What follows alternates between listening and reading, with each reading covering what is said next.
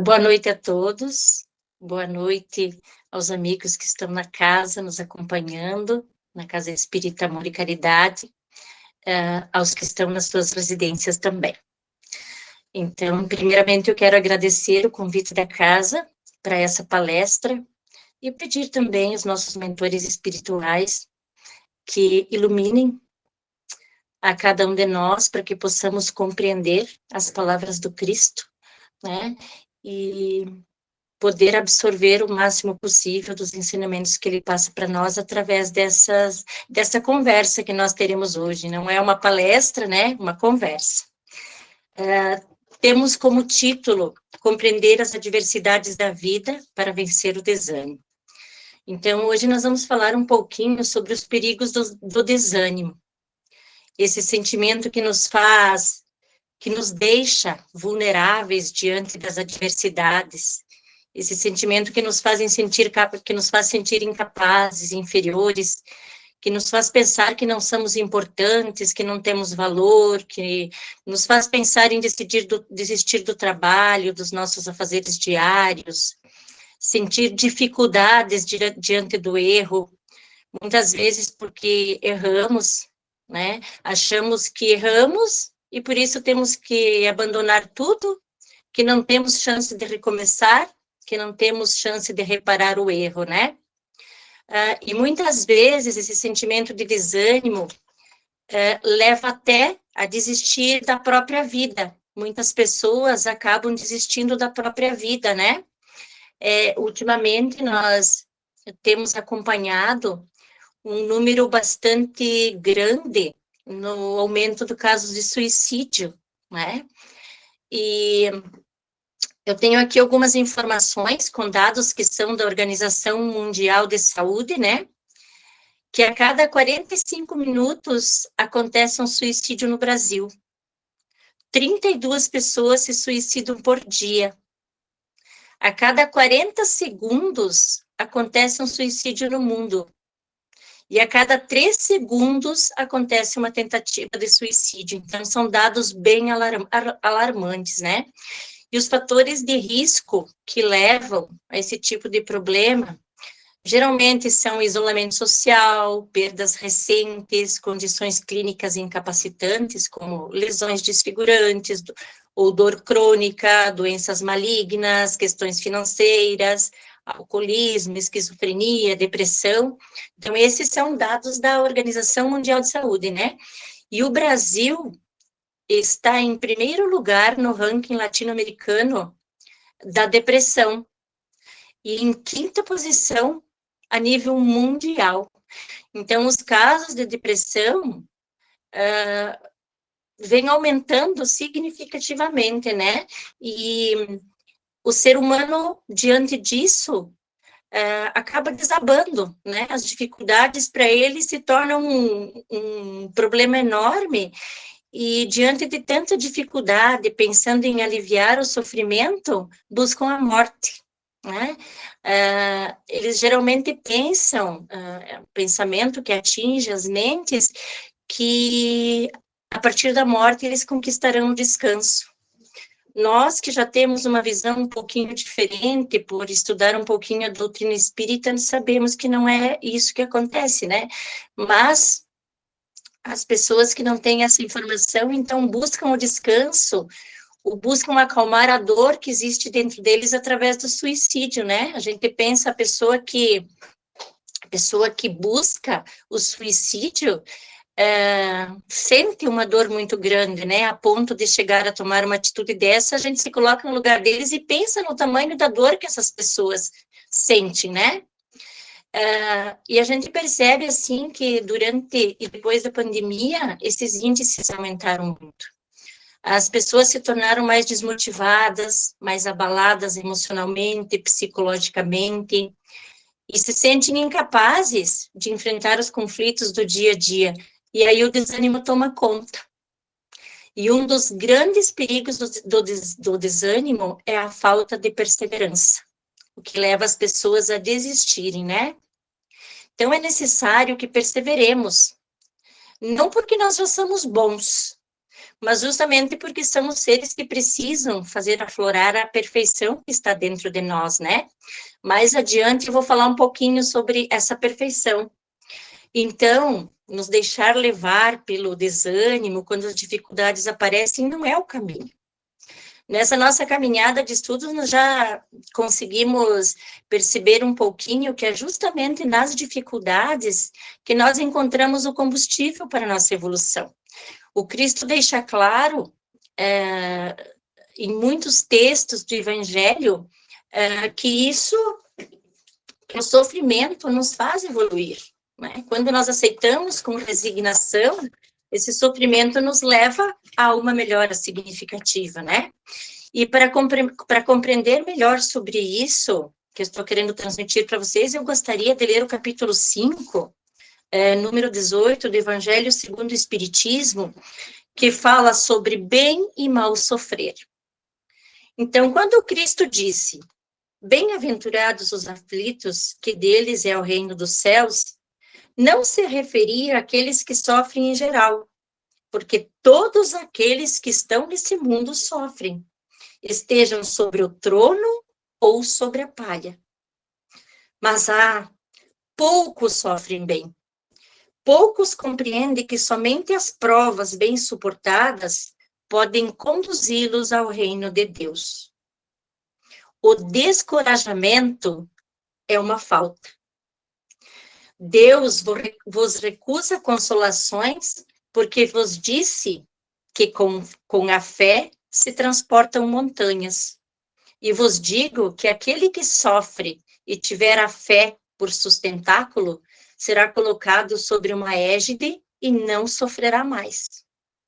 Os momentos das mais fortes dores serão para ele as primeiras notas de alegria da eternidade. Sua alma se desprenderá de tal forma de seu corpo que, enquanto este se contorcer sobre as convulsões, ela planará nas regiões celestes, cantando com os anjos os hinos reconhecidos e de glória do Senhor. Felizes aqueles que sofrem e que choram, que suas almas se alegrem, porque serão abençoados por Deus. Santo Agostinho, Paris, 1863. Então, esse trecho nos faz refletir sobre essa questão da dor, das adversidades que nós passamos, né? Porque quem de nós que nunca sofreu? Quem de nós que nunca passou por dificuldades? Quem que nunca teve dias difíceis? Quem que nunca se defrontou com o pior de si mesmo, né? E que precisou buscar forças para superar e que depois compreendeu que foi preciso passar por aquilo para que mudanças importantes acontecessem na sua vida, né? Eu quero usar alguns exemplos de personagens da história, alguns personagens que passaram, assim, por momentos extremamente difíceis de sua vida, e para que eles sirvam de exemplo para nós, né? Eu quero comentar um pouquinho sobre Pedro, Paulo e Francisco de Assis, que são exemplos de superação que podem perfeitamente guiar os nossos momentos de desânimo, né? Se lembrarmos deles naqueles momentos de adversidade que atravessam os nossos caminhos, com certeza nós vamos conseguir suportar de uma maneira mais tranquila, né? Então, vamos começar com Pedro. Pedro passou por momentos bem difíceis, e uma noite extremamente difícil, principalmente durante a última ceia. Se vivia a preparação da Páscoa, né? Então, Jesus convida os apóstolos para cearem com eles. Estavam reunidos, todos ali felizes, né? Até que a situação começa a tomar um rumo diferente. No momento de partir o pão, Jesus fala que um daqueles que havia escolhido para ser seu discípulo iria traí-lo. Então, se espalha a dúvida naquele local, né? Se cria um clima de desconfiança, de incertezas, né? Quem seria? Quem seria? E Pedro foi o primeiro que disse, não serei eu. Porque poucos dias antes, Pedro havia sido chamado por Jesus e tido como a a pedra sobre a qual se edificaria a igreja de Jesus. Jesus chamou Pedro e perguntou: Pedro, tu me amas? Então vai e apacenta as minhas ovelhas. Como Pedro ainda estava sob o impacto daquelas palavras de Cristo, né? Ele novamente repetiu: não sou eu, porque eu vou contigo até o fim do mundo. Mas aí Jesus disse para ele: mas ainda hoje, antes que o galo cante, você vai me negar. Pedro já ficou, né, sobre a forte impressão daquilo. E aquela noite, que a princípio seria a noite perfeita, já ficou tensa. Começou a se tornar um tanto difícil para eles, né? Então, depois que Jesus partiu o pão, depois daquele momento festivo, que ele se recolheu com os 3 discípulos mais próximos dele e foi para o monte para orar. Ele levou consigo Pedro, Tiago e João, que eram os mais próximos, né? E ele pediu para esses discípulos que ficassem com ele em oração, porque ele sabia que o momento mais difícil da vida dele se aproximava, né? E nesse momento, Jesus, apesar de todo o preparo que ele tinha, de toda a luz que ele tinha, do entendimento que ele tinha, ele também se sentiu angustiado. Então, Jesus, como exemplo de perfeição, se sentiu angustiado e buscou na oração a força para passar por aquela prova, né? Então, quem somos nós para não nos sentirmos angustiados diante dos problemas, né? Para não sofrer, para não sentir dor. Mas, para a tristeza da alma de Jesus, aqueles 3 apóstolos que eram os mais próximos dele, não conseguiram estar com ele naquele momento. Eles adormeceram. O dia tinha sido cansativo e eles acabaram adormecendo, não conseguiram aguentar nenhuma hora, né? Orando com Jesus. Então, Pedro, que tinha falado que estaria com Jesus até o fim do mundo, não conseguiu orar com ele. E já ali, então, o Pedro falha como mestre, tá? E ele sentiu a dor de ter falhado como mestre. Depois disso, mais 2 vezes Jesus foi chamá-lo, né? Jesus que se sentiu sozinho naquele momento, implorou: por favor, fiquem comigo, por favor, orem comigo, eu estou precisando de vocês. Vocês não são capazes de orar comigo? E mesmo Jesus implorando, eles não conseguiram vencer o sono, né? O cansaço daquele dia tinha sido maior, né? Do que a capacidade deles ficarem como mestre. E Pedro se viu diante desse fracasso, mais uma vez, né? Então, Jesus chamou porque sabia que a hora deles tinha chegado. E foi nesse momento que eles ouviram o tropel dos cavalos chegando, né? Chegaram os soldados, história que a gente já conhece bastante, né? Fortes, destemidos para prender Jesus, e Judas na frente dele. Então, ficou bem claro naquele momento que Judas era o traidor. Então, Judas chega e beijou Jesus para mostrar que ele era o mestre, né? E uma análise bem interessante sobre isso a gente encontra no livro O Mestre da Vida, Análise da Vida de Cristo, o livro número 3, de Augusto Cury. Ele diz que Judas não poderia trair Jesus com injúrias, com difamações, porque o mestre, ele só sabia amar e se doar, e só um beijo seria capaz de identificá-lo. Então, essa coleção são 5 livros do Augusto Cury, ele faz uma análise da vida de Jesus, é uma coleção muito interessante, que faz a gente refletir muito e conhecer bastante sobre a vida do mestre. Para quem tiver interesse de ler, eu indico, porque são livros fáceis de leitura, curtinhos, mas são bem produtivos.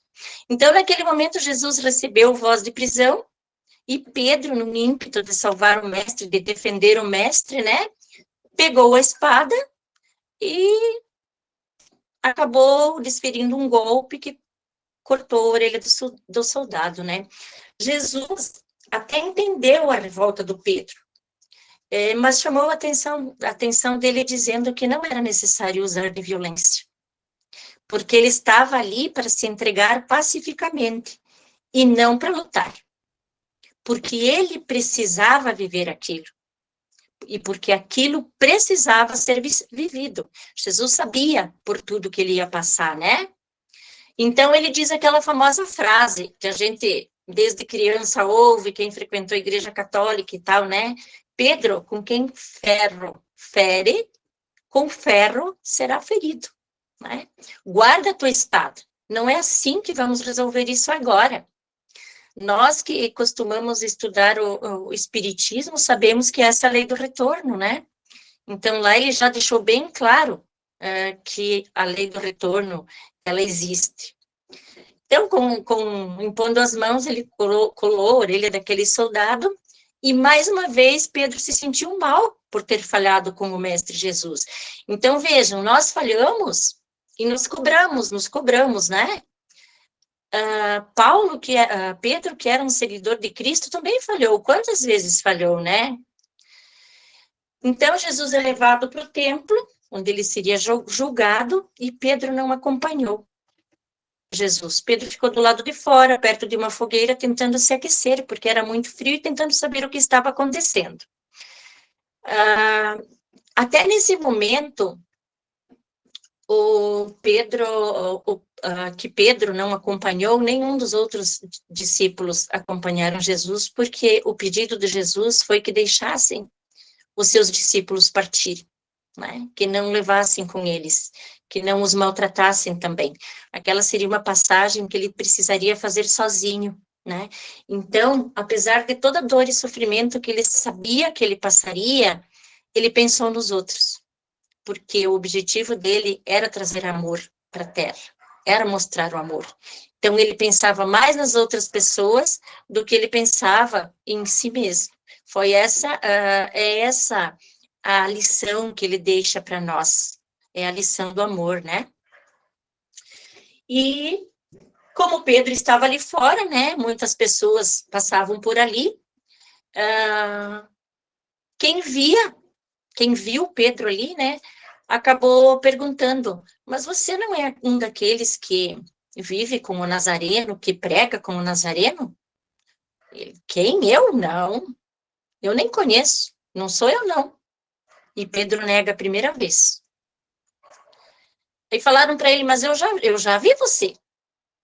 Esse é um daqueles que estava com ele. Eu? Não. Você deve estar me confundindo com outra pessoa. Eu não sou. É a segunda negação de Pedro, né? Então alguém confirma. É ele sim. Ele é um dos discípulos mais próximos do Nazareno. Eu vi várias vezes. E pela terceira vez o Pedro nega. Você só pode estar me confundindo. Eu nunca vi esse homem, eu não conheço. E foi nesse momento, então, que o galo cantou. Imaginem como Pedro se sentiu. A dor, o desespero, por não ter sido capaz de estar com o mestre, né, de fazer o que ele precisava. Não ter tido uma atitude positiva diante da prisão de Jesus. Não ter orado com ele naquele momento que ele tanto implorou, né? E ele passou por tudo isso. E ele também se questionou sobre tudo isso. Sobre o fato de ser do mestre, que era um ser de tanto conhecimento, uma pessoa considerada poderosa diante dos conhecimentos espirituais, né? Aquele que veio para mudar o mundo, para reinar, que sucumbiu diante dos olhos humanos, sucumbiu diante dos soldados. Foi preso, foi amordaçado, foi açoitado, foi julgado, foi coroado de espinhos, foi crucificado, né? E o mundo dele desabou porque ele não deu conta. Ele foi o discípulo que seguiu Jesus até o final do mundo, como ele tinha prometido? Não. Ele foi aquele que negou Cristo 3 vezes. Não, eu não conheço, eu nunca vi, eu não sei quem ele é. Imagina, então, como ele se sentiu, né? A dor, como foi difícil para ele, né? Mas ele perseverou apesar de tudo isso, né? Apesar dele ter tido aqueles momentos de desânimo, ele perseverou. Foi difícil? Deve ter sido muito difícil para ele, né? Sendo um dos discípulos mais queridos, imaginem como é que ele como é que ele se sentiu, né?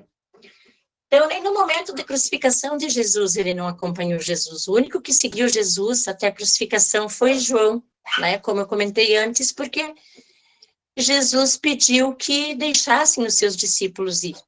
E cada um seguiu o seu caminho, continuando a pregação, levando a palavra cristã. E Pedro também. Então, isso tudo que aconteceu não impediu que Pedro seguisse a sua jornada, né? E talvez por ele ter falhado tão fortemente, ele teve consciência e depois pôde compreender que ele era humano também, né? Que ele era passível de erros, mas nem por isso ele deixava de ser a rocha sobre a qual Jesus disse que a igreja a igreja dele seria firmada, né? A igreja a qual nós se apoiaríamos. E esta é a rocha sobre a qual fomos construídos, né? A rocha de Cristo. Uma rocha humana. Nós somos humanos. Não somos uma rocha perfeita, mas uma rocha que é capaz de agir com violência, capaz de negar, capaz de fugir, capaz de fracassar, de sentir dor, de sentir desânimo, assim como Pedro sentiu, né? Mas mesmo assim ele permaneceu firme. Depois disso ele fundou a Casa do Caminho, acolheu muitas pessoas e foi o grande continuador do Evangelho de Cristo. E a partir dali ele aprendeu tudo? Ele foi feliz para sempre? Ele foi o grande apóstolo, se tornou perfeito? Não. Ele falhou, assim como nós falhamos, ele falhou ainda muitas vezes. Ele se recusou a atender algumas pessoas que fizeram mal a Jesus.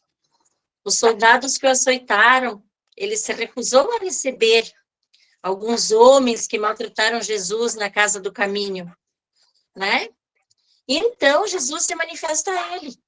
Se manifestou a Pedro, cheio de chagas, cheio de dores, né? E mais uma vez, Pedro foi arrependido por Jesus Cristo. Jesus disse para ele, volta lá e atende eles. Mas Jesus, eles te julgaram, eles te maltrataram, pois é eles mesmos que você vai receber. Não foi só isso que aconteceu. Pedro ainda foi chamado a atenção várias vezes. Ele não foi, por ser humano, uma pessoa que por ser um humano seguidor de Cristo, que só acertou. Ele errou muitas e muitas vezes, né? Deixando isso como exemplo para nós.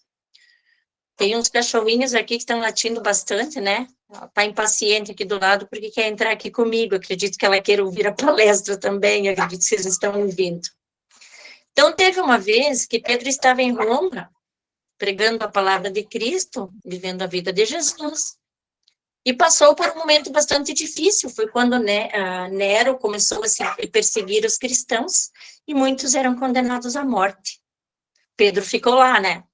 Ficou diante de todos que lutavam, defendeu os seus cristãos. Não, ele fugiu. Falaram para ele ir embora, porque senão ele seria preso, ele iria morrer, e ele foi. Ele fracassou mais uma vez. Ele abandonou os cristãos que estavam lá e pegou a estrada e foi embora. Mas Jesus foi encontrá-lo e lembrá-lo da sua missão. Então, no caminho da fuga dele, ele encontrou Jesus carregando a cruz, né? E Pedro perguntou, Senhor, para onde vais? E Jesus respondeu, eu vou para Roma para ser crucificado de novo, porque é lá que está meu povo. E eu vou para lá, não vou deixá-los nesse momento. E Pedro entendeu essa mensagem e caiu em si naquele momento.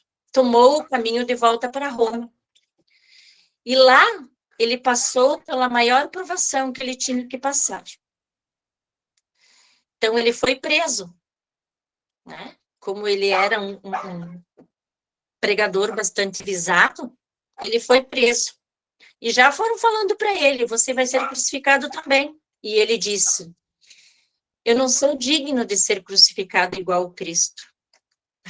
Não, você não vai morrer igual o Cristo. Você vai ser crucificado de cabeça para baixo.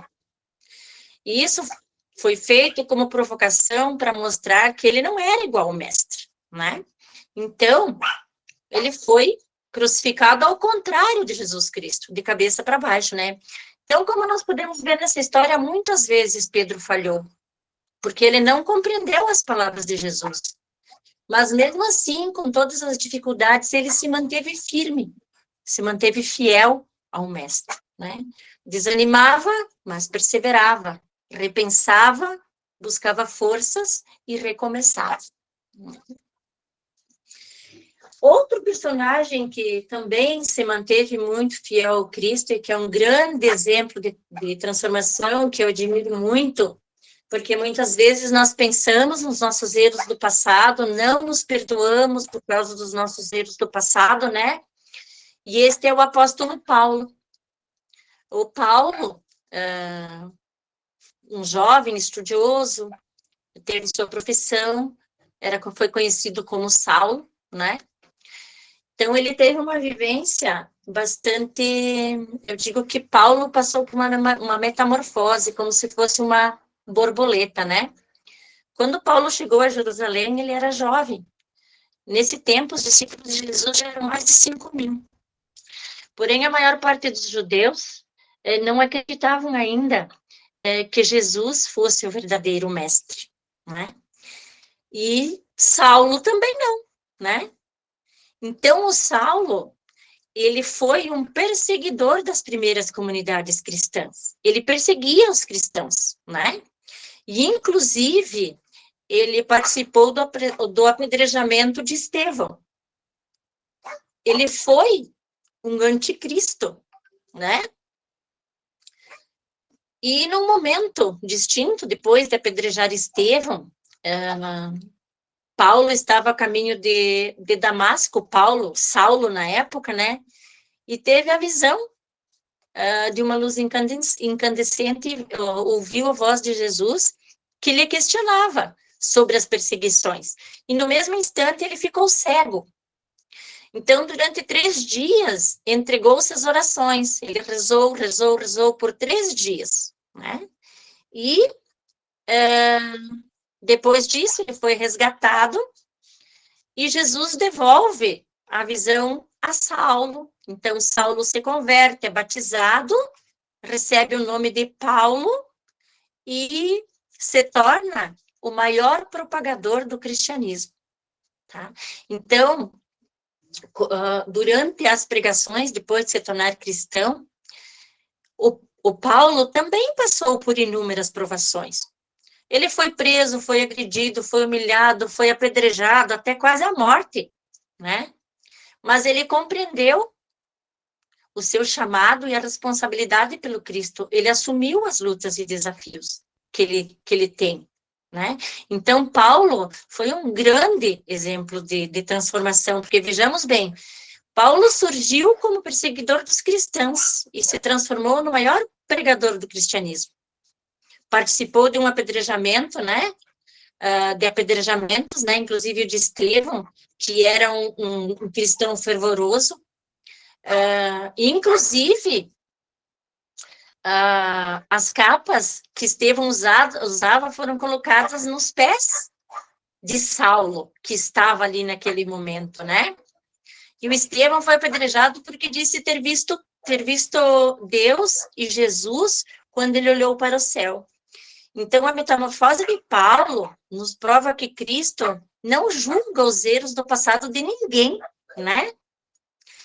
Jesus simplesmente percebeu que Paulo ainda não havia compreendido as suas palavras e o chamou para a transformação, assim como ele faz conosco sempre. Ele nos chama a nos transformar, né? E Paulo foi e cumpriu a sua missão. Assim como ele chamou Pedro, assim como ele fez com Pedro, né, que compreendeu todos os fracassos de Pedro, assim como ele fez com os soldados, que ele pediu que Pedro recebesse, e assim como ele fez com Judas também, né? Ele compreendeu a traição de Judas. Judas fracassou, porque ele, depois de trair Jesus, ele acabou se suicidando, né? Ele não foi capaz de suportar aquela prova, né? Então Judas acabou se suicidando. Mas Jesus, se nós lermos um pouquinho sobre a história dele, ele não condenou ninguém, né? Então, eles desanimaram em vários momentos, e nós também muitas vezes, né?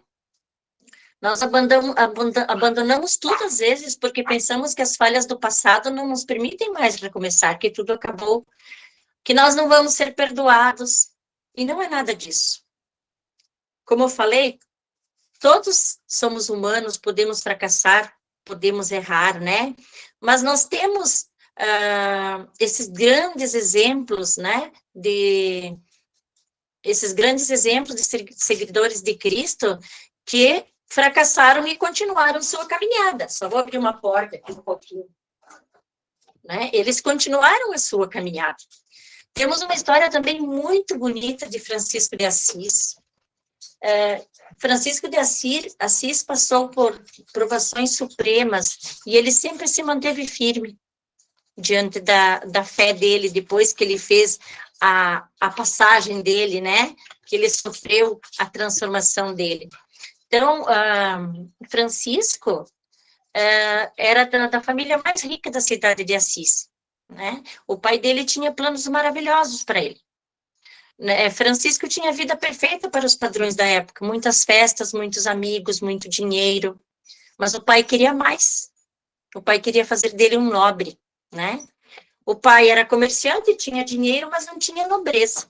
Então surgiu oportunidade, né? Surgiram guerras naquela época, e os que fossem e vencessem, eles teriam direito a título de nobreza, né?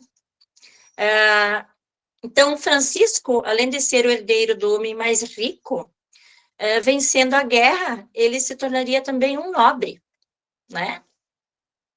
Mas veio a guerra entre uma cidade vizinha, o pai fez a armadura mais bonita e mais forte, e ele foi para a batalha, dono de si, poderoso, né? Dono de muito dinheiro, pronto para se tornar um nobre. Mas não foi bem assim. Francisco voltou, ele perdeu 2 guerras, voltou, ficou prisioneiro por praticamente 1 ano, né? Voltou doente, voltou fracassado, né? E pouco tempo depois, então, ele começou a ter visões. Ele teve visões de pedidos de Cristo, né? Ele não voltou como o cavaleiro que o pai esperava, ele não voltou como um nobre. Ele, na verdade, quando ele começou a tomar atitudes diferentes, ele foi considerado louco, né? Porque depois da doença dele, ele permaneceu muito tempo doente, ele começou a fazer longas caminhadas, né? Ultrapassava as muralhas de Assis, admirava a natureza, conversava com os pássaros, né? Com as flores, com as pessoas que por ali viviam. Ele permaneceu longe de tudo, né? E ele começou a se dedicar, depois dessas visões que ele teve, mais à vida mais humilde. E teve um momento em que acontece aquele fato que nós conhecemos bastante, né? Que Francisco doou tudo que ele tinha, né? O pai, é óbvio, se revoltou com ele, a sociedade começou a vê-lo como louco, porque onde já se viu um nobre, uma pessoa rica, pessoa muito conhecida na cidade, né? Acabar doando tudo que ele tinha, viver da maneira que ele vivia, né? E ele acabou doando até a roupa que ele tinha, né? E ele viveu em função da igreja. Ele se dedicou a viver como Cristo, espalhar as palavras de Cristo, né? e ele fez voto de pobreza, ele reuniu muitos seguidores, né? E assim ele foi seguindo a vida dele. Então, Francisco, nesse momento, ele completou a travessia dele. Daquele dia em diante, ele se tornou Francisco.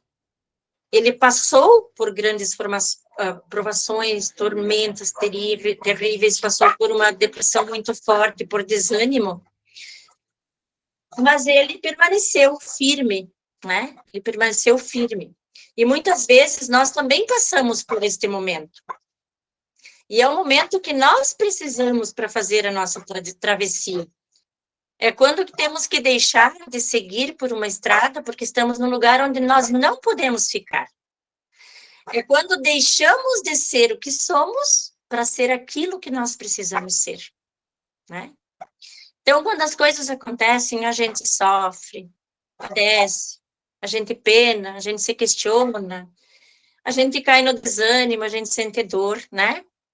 Mas tem uma frase de Alfred Musset que diz assim, ó: nada nos torna tão grandes como uma grande dor. Nós não aceitamos, é difícil, né? Mas, na maioria das vezes, é a dor que nos transforma. É a dificuldade de passarmos por um momento difícil, né? Mas nós precisamos compreender que nós precisamos fazer a travessia, como eu falei antes, para chegarmos a ser o que nós precisamos ser, né? E a gente desanima, é claro, porque é difícil. A transformação, ela é dolorosa, né? Agora, analisando de outra forma, no universo, muitas coisas precisam passar por transformações para se tornarem belas, não é verdade? Assim como nós vamos fazer um comparativo aqui agora entre algumas coisas maravilhosas que atraem nossos olhares, atrai nossos olhares, porque elas são admiráveis, né? E elas precisam passar por transformações para se tornarem perfeitas, para ter um grande valor, né? Um exemplo disso é a pedra preciosa.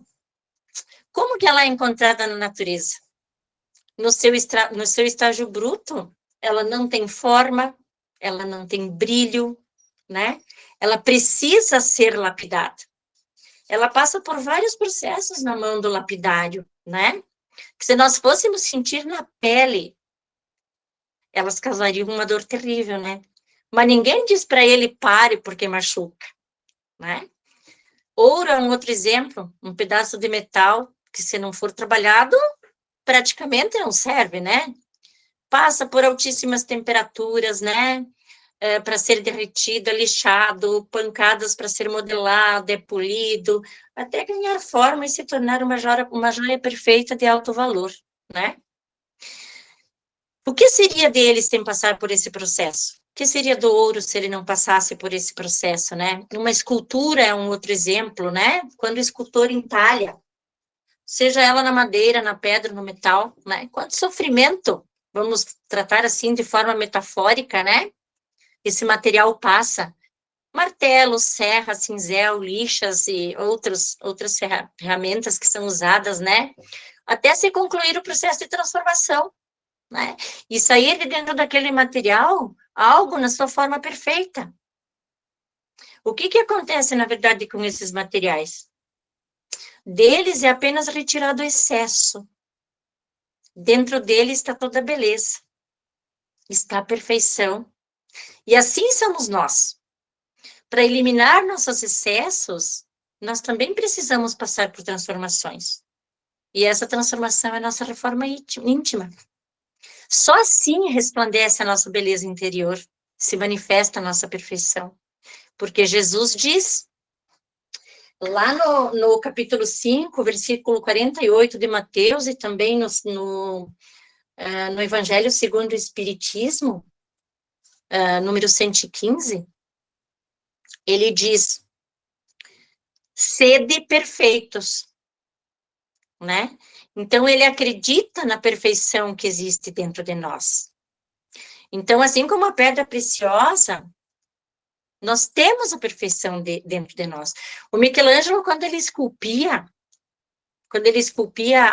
o mármore, ele dizia que ele sabia o que tinha dentro da pedra, Ele apenas eliminava os excessos para dar forma a ele, né?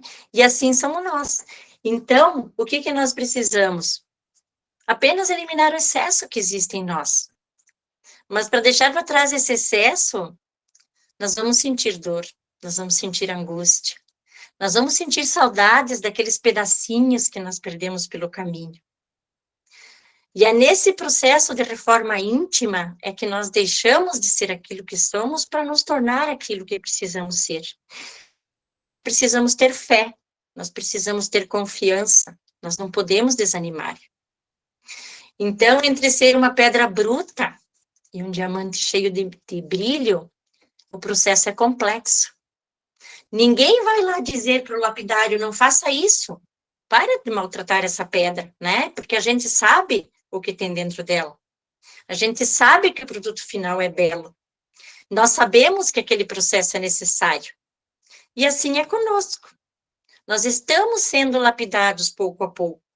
E às vezes nos questionamos, né? Quando acontece as adversidades, né? Mas por que isso comigo? Por que eu sofro desse jeito? Por que esse pedaço de mim está sendo retirado? Né?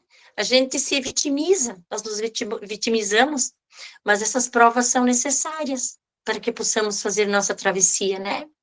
Como eu li ali naquele trechinho do Evangelho, todos os que estão aqui na Terra sofrem, né? Então, para evoluir, para deixar de ser aquilo que nós somos e nos tornar aquilo que nós precisamos ser, a travessia é longa, ela é difícil, né? Francisco, por exemplo, depois que passou por todo aquele processo e se tornou Francisco, né? Ele recebeu as mensagens de Jesus, e uma delas foi quando Jesus pediu para reconstruir a igreja de São Damião, e ele doou tudo que ele tinha e reconstruiu a igreja. Ele viveu pedindo esmolas para reconstruir a igreja, depois reconstruiu a igreja de Cristo, a igreja de Pedro, desculpa, também da mesma forma, né? E foi assim que ele foi se tornando, que ele foi erguendo a igreja de Cristo, que ele se tornou muito querido, que ele foi juntando uma legião de seguidores, né? Então, quando estamos passando por desânimos, tormentos e dificuldades, compreendamos que nós estamos fazendo a nossa travessia. Francisco fez, Pedro fez, Paulo fez, e o resultado é o que nós conhecemos hoje, né? E nós precisamos entender também que nós não precisamos fazer essa travessia sozinhos. Nós devemos sim procurar ajuda. Nós devemos procurar aquelas pessoas queridas, aquelas pessoas em quem nós confiamos, procurar os nossos familiares, né? Procurar a casa espírita, porque sozinho tudo se torna mais difícil, os problemas ficam maiores.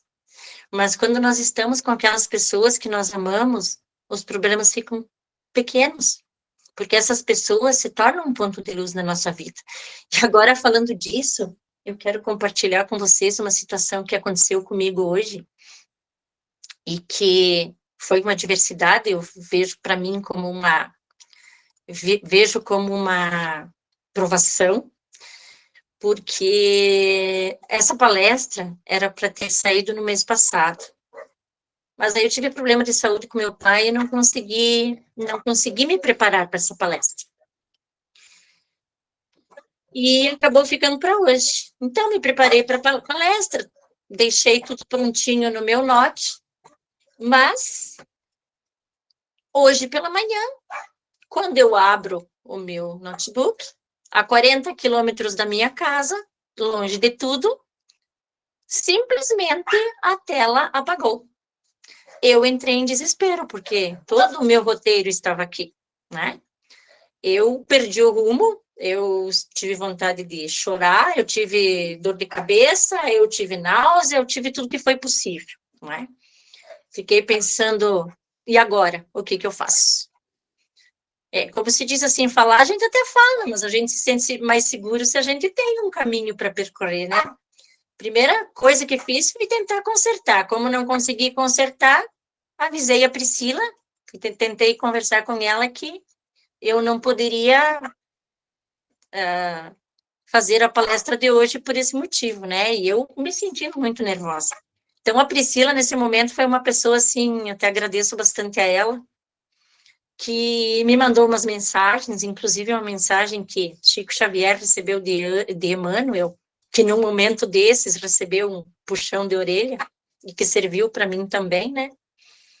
E com algumas palavras que ela me passou, eu comecei a me acalmar, comecei a pensar, tentei ver o que ia fazer, e lembrei do que eu tinha passado, do que eu tinha preparado para falar hoje, né?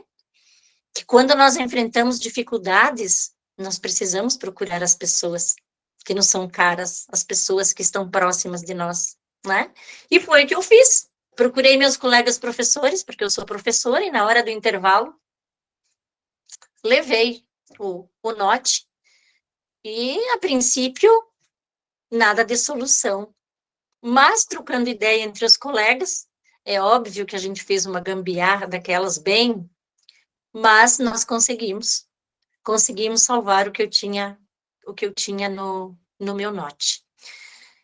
Então, o que isso me fez refletir? Que isso serviu muito para mim, né? Muito para mim. Eu sozinha, eu não teria conseguido, né? Eu não teria conseguido de jeito nenhum, porque minha primeira atitude foi entrar em desespero, né? Depois veio o desânimo. Mas aí eu parei e pensei, se tem pessoas comigo, elas podem me ajudar. E eu confiei nisso, e nós conseguimos resolver o problema. Então, essas pessoas que são próximas de nós, elas se tornam um ponto de luz na nossa vida. Elas iluminam o nosso caminho. E se nós temos um ponto de luz na nossa vida, que é o nosso suporte, que consegue nos auxiliar, quando nós temos um problema, ou no trabalho, uma dificuldade familiar, se nós encontramos uma pessoa que nos abraça, que nos apoia, que nos ouve, que nos auxilia, nós nos sentimos fortalecidos. Então, nós temos que buscar a luz onde ela está. Nós temos que procurar. Às vezes, por orgulho, nós não fizemos isso, né? Mas a partir do momento que nós compreendermos, né, que isso vem para nos auxiliar, nós vamos começar a ver que tudo se torna mais fácil, né? Da mesma forma, quando nós falamos da questão espiritual, né? A casa espírita, ela é um ponto de luz na vida de muita gente, né? Ela é um pilar espiritual, é um dos principais alicerces da nossa vida, para a nossa vida, né? E se a gente consegue fortalecer o pilar espiritual, a gente consegue jogar luz para todos os outros, né? Então, as pessoas que estão próximas de nós sentem essa luz. E assim viveu Jesus. Jesus era uma pessoa que vivia rodeado de outras pessoas, porque ele emitia essa luz, ele tinha uma palavra de conforto para todos, ele tinha um ensinamento para todos, ele oferecia ajuda para todos, ele não julgava, ele não condenava, ele apenas entendia, ele aceitava. Então, quando nós estamos passando por dificuldades, vamos lembrar de buscar ajuda, né? Vamos passar pelas provas que a gente passa, e que vamos passar muitas vezes, com alguém que nos auxilia. Não é fácil passar sozinhos, né? Então, a gente precisa de força, precisa de coragem, precisa de entendimento para aceitar tudo, né? E só assim nós vamos fazer a nossa travessia e vamos nos tornar aquilo que precisamos ser, né? Vamos seguir os exemplos de Pedro, exemplos de Francisco, exemplo de Paulo, exemplos de muitos outros que deixaram bonitas histórias para nós, né? Vamos ser perseverantes, não vamos nos deixar abater pelos desânimos. Não vamos pensar que tudo acabou. Vamos pensar que somos fortes, né? Que temos o evangelho de Cristo para continuar nessa missão. E só assim nós vamos nos tornar aquela pedra preciosa cheia de brilho, a joia preciosa do evangelho de Jesus, aquilo que Jesus espera de nós, né? E para finalizar essa nossa conversa, eu trouxe a letra de uma música que eu acho que ela traz para nós uma mensagem muito bonita. É uma música de Raul Seixas, que já é antiga, né? Mas que ela continua tendo uma letra atual, que as palavras dela são muito atuais, e ela faz uma referência bem importante sobre os nossos momentos de dificuldade. É a música Tente Outra Vez. Assim como Pedro tentou muitas vezes e conseguiu, como Francisco, né, como Paulo, nós também podemos tentar. Então, veja, não diga que a canção está perdida. Tenha fé em Deus, tenha fé na vida. Tente outra vez.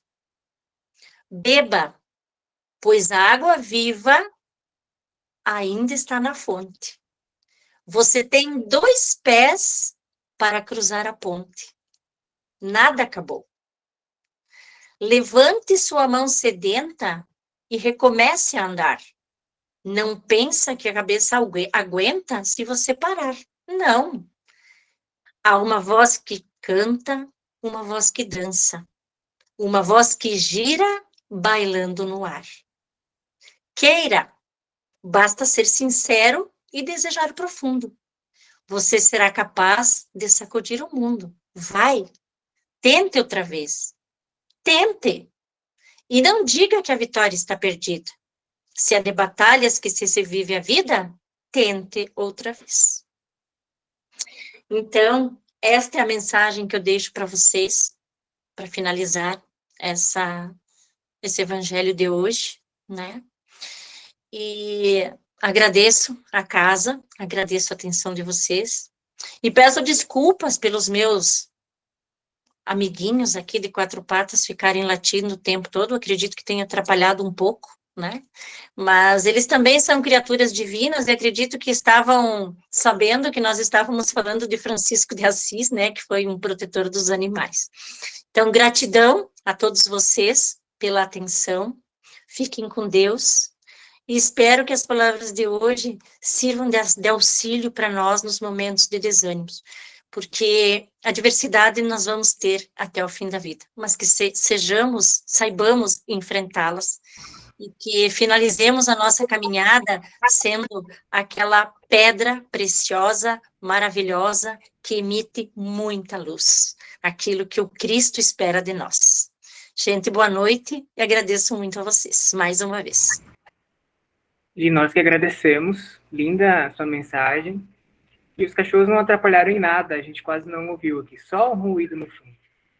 E me fez pensar muito também do que a gente tem em comum, o que esses espíritos têm em comum, que na minha percepção é a superação, né?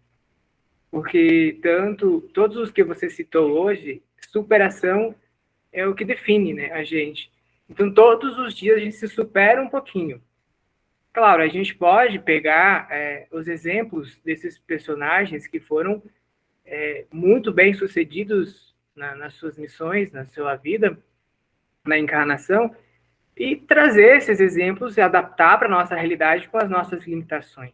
Claro que não vai ser fácil chegar a São Francisco de Assis, talvez, nessa vida, né? Mas tem exemplos que ele já nos deixou, a história ela está a nosso favor e não contra nós, né, dessas pessoas, e que a gente pode sim utilizar.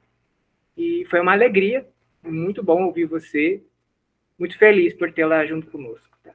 E, inclusive, fique à vontade para fazer a prece final. Obrigada, Rafa. As tuas palavras são perfeitas, exatamente isso. É claro que a gente não vive uma realidade como eles viveram, e até porque se nós tivéssemos que viver uma realidade como eles viveram, não sei se nós teríamos força para suportar isso tudo, né? Mas que, assim, que tudo aquilo que eles deixaram para nós, que for possível acrescentar no nosso dia a dia, pegar como uma motivação, eu acredito que nos ajuda muito, né? Tenho certeza que nos ajuda muito, porque pelo que eu vi hoje, né? Então, a partir de hoje, eu vejo que eu superei em alguma coisa, porque hoje, se der uma pane no computador do tipo que deu no meu, né?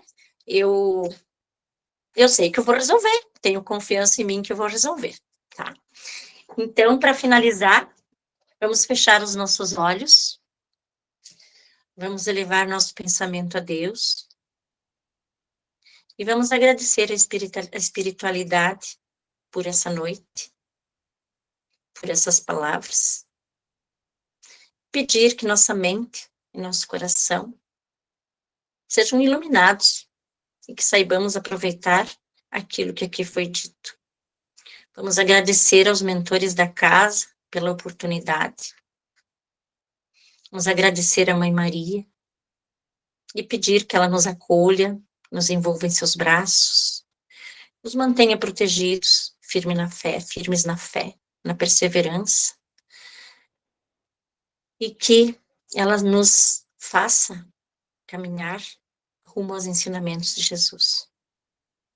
Que Jesus esteja sempre à nossa frente, nos guiando, nos orientando, que suas palavras sejam para nós uma lição, uma grande lição de vida, que sua morte não tenha sido em vão, que sua passagem pela terra seja compreendida para que o verdadeiro amor cristão se espalhe por todos os cantos do mundo, que ele seja compreendido, que ele seja valorizado e que ele seja tomado como exemplo. Que possamos retornar para as nossas casas, seguros, protegidos, que cada um que está na sua casa seja atendido conforme sua necessidade, e que os espíritos nos iluminem, nos protejam e nos amparem. Gratidão por mais esse momento. Sigamos em paz. Obrigado mais uma vez e boa noite. Obrigada a vocês. Boa noite.